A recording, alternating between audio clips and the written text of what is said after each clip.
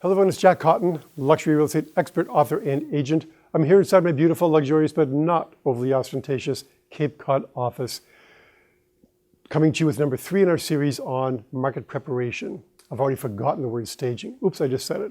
Anyway, we're talking about creating your own market preparation checklist. Now we're going to talk about how you structure your checklist. The best way to begin to create your own checklist is to begin with a house. It can be your own house because all homes have the same basic functionality. So think about the presence. And here's the order of how I structure my checklist. So the presence is defined as, what do you see when you drive up? So get in your car when this video is over. Don't watch this in your car. And drive up to a house or your house or any house. And don't even get out of the car, just drive up. What do you see? And start making a checklist. You know, trees need trimming, dead limbs, shutters hanging. I can see peeling paint from here. I can see overgrownness. I can see a cracked window. I can see cracks in the walk. I can see grass growing through the walk. I can see whatever you can see. What is the presence? I can see peeling paint on the clapboards. I can see a missing shingle on the roof. I can see, here's a big problem we're having now in our market. I can see those lichen stains. Is that how you say it? Lichen stains on the roof shingles. That's got to go. So create a checklist, 5 to 10 items that you see for people to check just before you even get out of the car. Then you walk up the front walk to the front door of the house. What do you see now? Are the weeds in the lawn? Does the lawn need fertilizing? Is the walk nicely edged? Are the cracks in the walk? What are the steps like? Are the bricks missing? Is the mortar missing in the bricks? What about the doorbell? Is the doorbell cracked? What is the impression on a buyer when they see a cracked doorbell? What are they thinking about the rest of the house? What about the lamp on the side of the front door? Is it full of cobwebs and spiders and dead bugs and yuck? I mean, when people look up, when they're coming to the front door of a house with their agent to look at the house and they see a disgusting light on the side of the door, what are they thinking about the heating system? What do they think about the wiring? What are they thinking about what goes on in the walls that they cannot see? They're judging what they can't see by what they can't see, which is a cruddy, dirty light next to the front door. Get it cleaned up. Make your checklist and then do the front door. Is it peeling? Does it need a coat of varnish or paint? A polishing? Is the hardware clean? Every single item here, presence, grounds, and front door, you can come up with 5 to 10 items to start building your checklist. It's really not that hard. Then go room by room. The front entry foyer, what do you see? Are the floors in good shape? Any cracks in the ceiling? Make your checklist. Living room, dining room, kitchen. The kitchen, you'll have a really long thing. Are the appliances in good shape? You know what, I'm a nut about the gasket on the dishwasher door. Is it yucky and gross? You know, clean the gasket on the dishwasher door. What about the oven? What does the oven look like?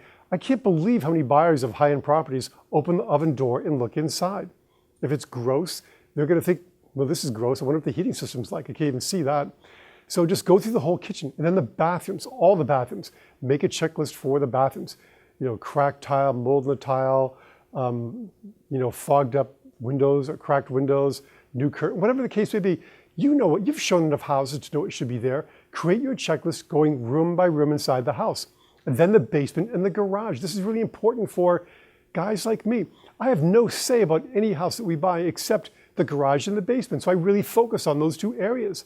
And nothing turns me on more than a really neat, clean garage and basement. So we talk about, you know, vacuuming the floors. Do we need to paint the garage floor? Is everything put away on those nice wall storage things with nice hooks and stuff? What about the basement? Are the pipes a mess? What does the heating system look like? My market preparation checklist talks about vacuuming the pipes. Vacuuming the pipes. Vacuum the top of the HVAC system.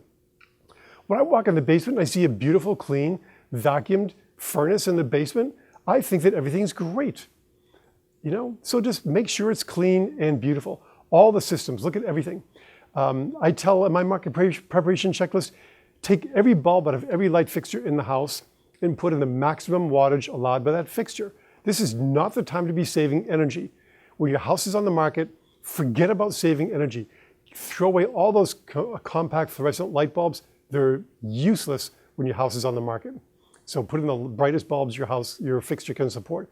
So this is how you structure your checklist. And again, when you present this to your seller, you're telling them, this checklist is based on my 4 years, 40 years, 100 years, the combined experience of 100 years in my office of people watching what makes the eyes of a buyer light up and walk through the front door. Nobody can duplicate that. Nobody can imitate that. It's only you who can talk about that. So there again, you can also add some checklists to there. how to prepare your home for photography. I've added this to my market preparation checklist, and I send it to the seller as a separate document so that when I get there, before the photographer shows up, there's less work for us to do to get the home ready. In fact, my photographer helped me create the checklist of all her little pet peeves of things she doesn't like to see when she goes to photograph a house, stuff I never would have thought of in a million years. Talk to your photographer, help create your own checklist. What has to happen before a showing? I mean, people don't understand this. And if you have a home with an absentee owner, it's important for them to know this is what I am doing to prepare their home for a showing. Just what do you want? Shades open, lights on, music on, lids down, quick check of everything, especially if they have a pet. I've seen some surprises on rugs and stuff, not fun before a showing. And then lastly, what documents and diligence does a seller need to do? Do you have outstanding orders of condition if you have such a thing in your area with conservation commissions? Do you have outstanding building permits that have not been signed off on yet? Do you have any zoning enforcement issues? Really check all the documents, the deed, the plan, the mortgages, everything you should have as part of your listing file. The seller can be working on this stuff with you to make sure it's all there. And if you're doing it, at least they know someone is doing this. This is one more way to set yourself apart from the competition. So there you go. All right, one more video in our series on creating your own market preparation checklist. Until then, do not forget to join me on the first Tuesday of every month for luxuryrealestateunplugged.com. Go to that website, check it out, log in, sign up, and I'll see you on the first Tuesday. Until then, make it a great week.